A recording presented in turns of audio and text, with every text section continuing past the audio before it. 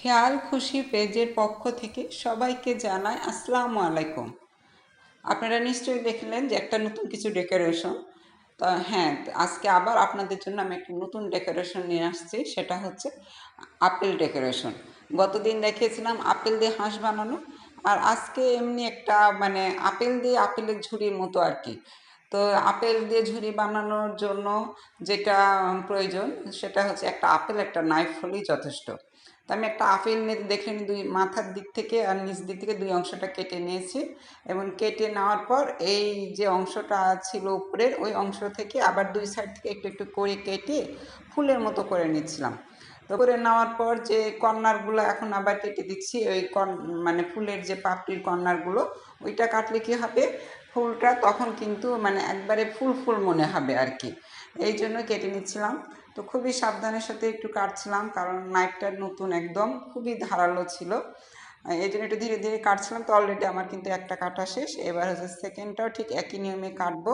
দেখেন কিভাবে কাটছি, একবার মানে ডান পাশ থেকে একবার বাম পাশ থেকে। এটা কিন্তু খুবই একটা ইজি স্টেপ, মানে তেমন কোনো কঠিনই কিছু না। আবার একবার ডান সাইড থেকে একটা বাম সাইড থেকে, এইভাবে আমি 4বার কাটছি। 4বার কাটাতে আমার বেশ 8টা ফুলের পাপড়ির মতন তৈরি হয়েছে আর কি।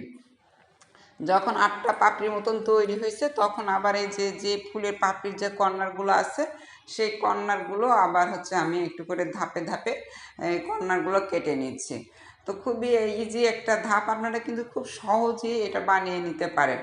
এবং বাচ্চারা আপেল না খেতে চাইলে এইভাবেও কিন্তু তাদের সামনে আপেল ডেকোরেশন করে দিলে ওরা কিন্তু খুব মজা পাবে। নতুনত্ব সবাই পছন্দ করে, আর বাচ্চারা তো অবশ্যই। তো দেখেন আমি কর্নারগুলো আবার ছেটে ছেটে দিচ্ছি, দিয়ে একটা ফুল বানানো হয়েছে, আরেকটা ফুল, এই যে 2টা ফুল অলরেডি আমার বানানো শেষ। এবার আপেলের যে মাঝের অংশটা ছিল, সেই মাঝের অংশটা নিব আমি। না সরি, তার আগে আমি একটু হচ্ছে লং দিয়ে এই যে আপেলের মাঝখানটাতে ঢুকাই দিচ্ছি, যাতে এখানে একটা ফুলের মতো সুন্দর শেপ চলে আসে আর কি। তো এরপর হচ্ছে আমি আপেলের মাঝখানটা নিয়ে একটু উঁচু নিচে ছিল, ওই জন্য কেটে নিলাম, দিয়ে সমান করে নিলাম।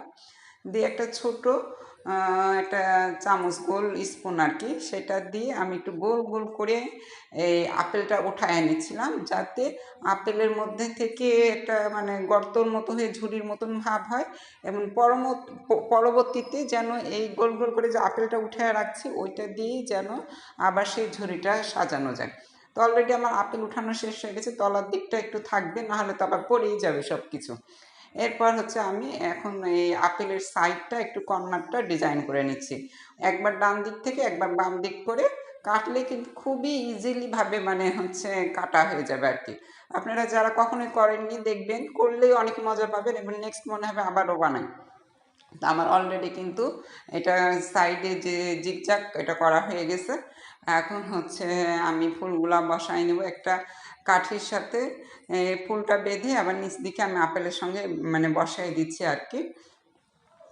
তো হচ্ছে এটা খুবই একটা সহজ একটা ধাপ, খুব কঠিন কিন্তু কিছুই না, কত সহজেই দেখেন হয়ে গেল। এরপর আমি হচ্ছে এই যে আপেলের যে মানে গোল গোল করে উঠায় রাখছিলাম, ওগুলোই আবার আপেলের ঝুড়িতে দিয়ে দিব আপেলটা ডেকোরেশনের জন্য। মানে বাড়তি যে কোনো কিছু, এটা কিন্তু আর কিছুই লাগছে না, আপেল দিয়ে আপেল ডেকোরেশন। তো মোটামুটি আমার হয়ে গেছে। তারপরে যে জিগজ্যাগ করে কেটেছিলাম, কর্নারগুলো পড়েছিল, ওইটা এবার আমি একটু ছিটিয়ে ছিটিয়ে দিচ্ছিলাম, যাতে ফাঁকা অংশগুলো পূর্ণ হয় এবং যাতে একটু ভরাট ভরাট লাগে। তো অলরেডি আমার কিন্তু দেখেন কি সহজ একটা পদ্ধতিতে খুব সহজেই হয়ে গেল। আপনারাও কিন্তু যে কেউ ইচ্ছা করলে বাসায় এটা ট্রাই করতে পারেন। সেই পর্যন্ত সবাই ভালো থাকবেন, সুস্থ থাকবেন। আল্লাহ হাফেজ, বাবাই।